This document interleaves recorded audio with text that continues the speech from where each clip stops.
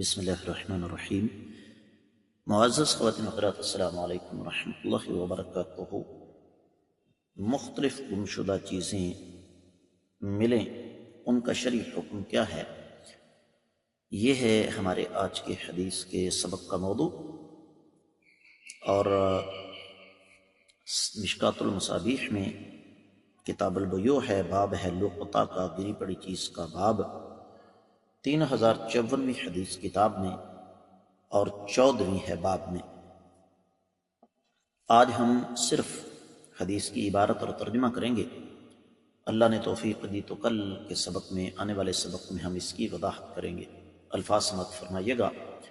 وعن عمرو بن شعیب عن ابیہ عن جدہ عن رسول اللہ صلی اللہ علیہ وسلم انہ سئل عن الثمر المعلق فقال من أصاب منه من ذي حاجة غير متخذ خبنة فلا شيء عليه، ومن خرج بشيء منه فعليه غرامة مثليه والعقوبة، ومن سرق منه شيئا بعد أن يؤويه الجرين فبلغ ثمن المجن فعليه القطع، وذكر في ضالة الإبل والغنم كما ذكر غيره. قال وسئل عن اللقطة فقال ما كان في ضالة الإبل والغنم كما ذكر غيره.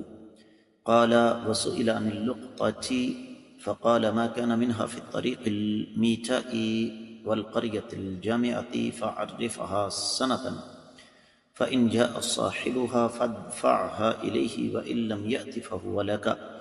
وما كان في الخراب العادي ففيه وفي الركاز الخمس. رواه النسائي وروى أبو داود عنه من قوله وسئل عن اللقطة إلى آخره۔ معزز خواتین و حضرات، یہ حدیث سند کے اعتبار سے بالکل صحیح ہے، اگرچہ شیخ البانی رحمۃ اللہ علیہ اس کو حسن کہتے ہیں، تاہم شیخ زبیر علی زئی رحمۃ اللہ علیہ نے اس حدیث کو صحیح قرار دیا۔ دیگر محدثین کرام بھی اسی طرف گئے ہیں کہ یہ روایت صحیح ہے۔ جیسے میں نے آپ کی خدمت میں عرض کیا کہ آج ہم اس کا صرف ترجمہ کریں گے، وقت کی قلت کے باعث اس کی وضاحت کی باری انشاءاللہ آئندہ سبق میں آئے گی۔ سیدنا عمرو بن شعیب شعیب سے روایت ہے، وہ اپنے والد سے اور وہ اپنے دادا سے روایت کرتے ہیں کہ نبی کریم صلی اللہ علیہ وسلم سے سوال کیا گیا اس پھل کے بارے میں جو درخت پر ہے۔ آپ نے فرمایا جو ضرورت مند اس سے پھل اتارتا ہے لیکن اپنے ساتھ اٹھا کر نہیں لے جاتا، اس پر کوئی حرج نہیں، اور جو شخص اس سے پھل اتار کر لے جاتا ہے اس پر اس کا دگنا جرمانہ ہے اور سزا اس کے علاوہ ہے، اور جو شخص پھل کے ڈھیر میں آ جانے کے بعد اس سے چراتا ہے وہ پھل کی قیمت ڈھال کے برابر تک پہنچ جاتی ہے تو اس کا ہاتھ کاٹا جائے گا۔ اور اس نے دیگر روات کی طرح گمشدہ اونٹ اور بکری کے بارے میں بیان کیا ہے۔ راوی بیان کرتے ہیں کہ آپ علیہ الصلوۃ والسلام سے گمشدہ چیز کے اٹھانے کے بارے میں سوال کیا گیا۔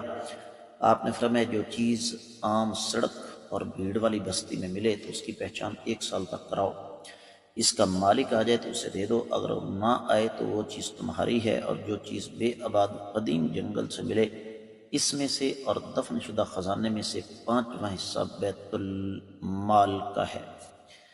معزز خواتین و حضرات، حدیث آپ نے سنی، ترجمہ آپ نے سنا، اللہ نے توفیق دی، اس کی وضاحت انشاءاللہ کل کے سبق میں کرنے کی کوشش کروں گا۔